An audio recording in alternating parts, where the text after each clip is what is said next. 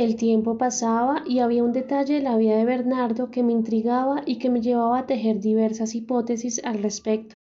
Resulta que a ciertas horas de la madrugada, concretamente entre las 5 y las 6, cuando ya iba a amanecer, él solía tener pesadillas atroces que lo hacían gritar y que lo obligaban a despertarse con la respiración acelerada y la frente sudorosa.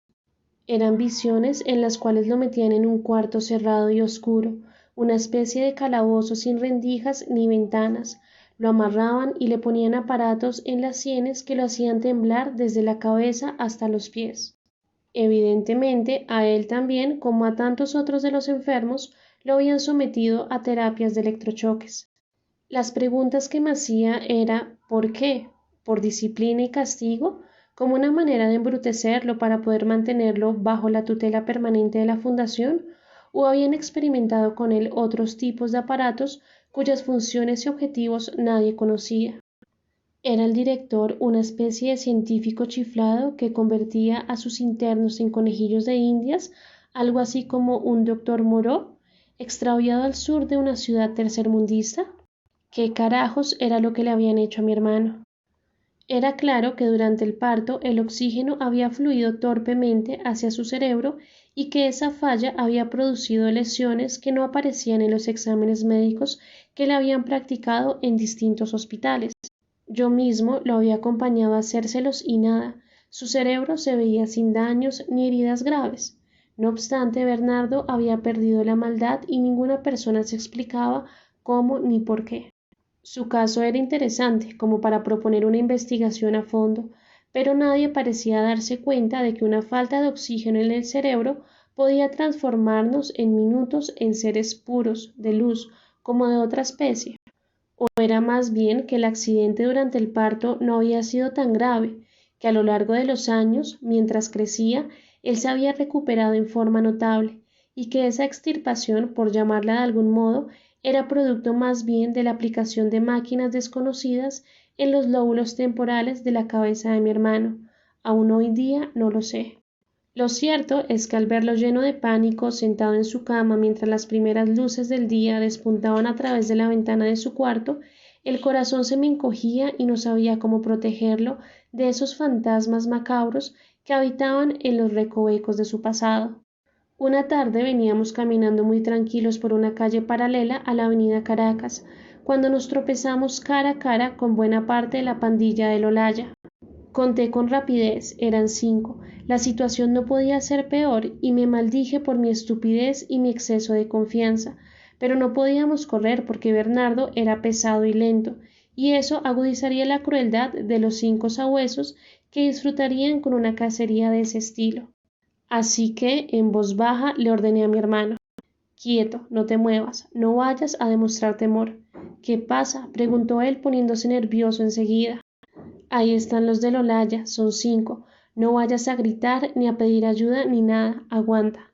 Sonrieron y se nos fueron acercando con sus pasos de pandilleros que saben de antemano que la partida está ganada.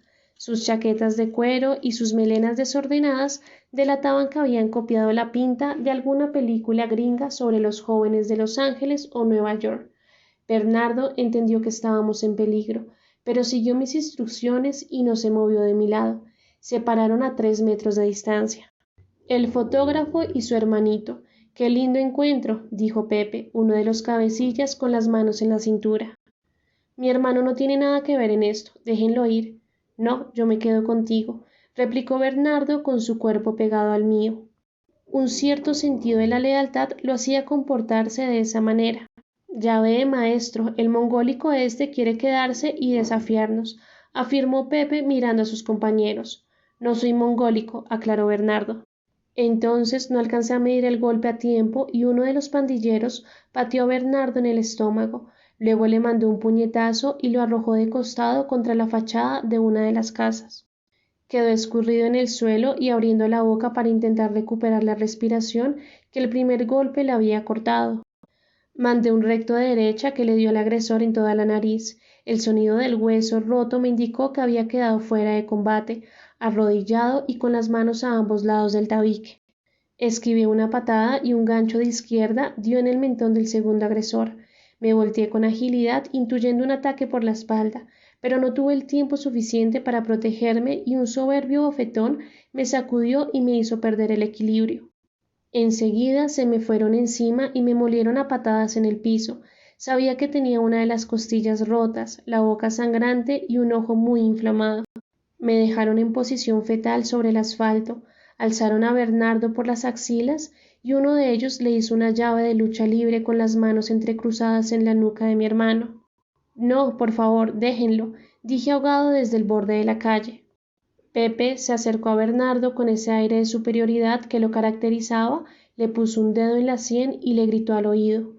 ¿No ha entendido, tarado huevón, que ese barrio es nuestro y que no puede andar por aquí? Entonces sucedió algo increíble. La sensación de estar agarrado por detrás y el contacto del dedo contra la sien le recordaron a Bernardo, seguramente, las noches de tortura en el sótano de la fundación, los electrochoques y los insultos del director, todas esas imágenes que tanto lo atormentaban en sus pesadillas, y como si fuera un animal salvaje luchando por salvar su vida, pegó un grito ensordecedor, se liberó y empezó a morder, a golpear y a patear a los pandilleros. Estaba fuera de control, desesperado, aullando como una bestia herida, y una fuerza descomunal que emanaba del centro de su ser asustó a Pepe y a sus secuaces y los hizo emprender la retirada. Escuché que uno de ellos decía mientras se alejaban de allí: «Ese loco hijueputa me mordió la mano y casi me arranca los dedos». Me quedé mirando el cielo nublado con las manos en el estómago. Unos segundos después, el rostro de mi hermano se interpuso entre las nubes y yo. «¿Estás bien?», me preguntó, ya recuperado del ataque que le había dado. «Sí, fresco, tengo una costilla rota nada más», le dije sonriendo, «me salvaste el pellejo». Y regresamos a casa sosteniéndonos el uno el otro, como si fuéramos dos soldados heridos entrando en una base militar después de una batalla campal. Nos pusimos hielo, desinfectamos las heridas, nos vendamos, tomamos calmantes para el dolor y conversamos hasta la medianoche sobre la pelea. Las pesadillas de Bernardo no volvieron a presentarse.